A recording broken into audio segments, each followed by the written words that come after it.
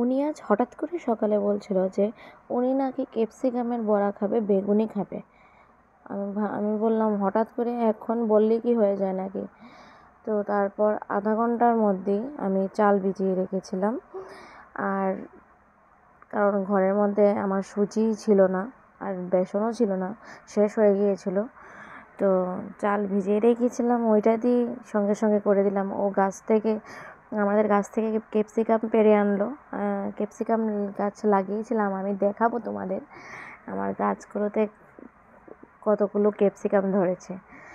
তো ক্যাপসিকাম পেড়ে আনলো, তো সকালে আমি ক্যাপসিকামের বড়া করেছিলাম। তো হঠাৎ করে বললে কি হয়ে যায়, আমি অফিসে যাওয়ার তখন খুব তাড়া থাকে। সকালবেলা তো খুব তাড়াতাড়ি করে আমার কাজ করতে হয়।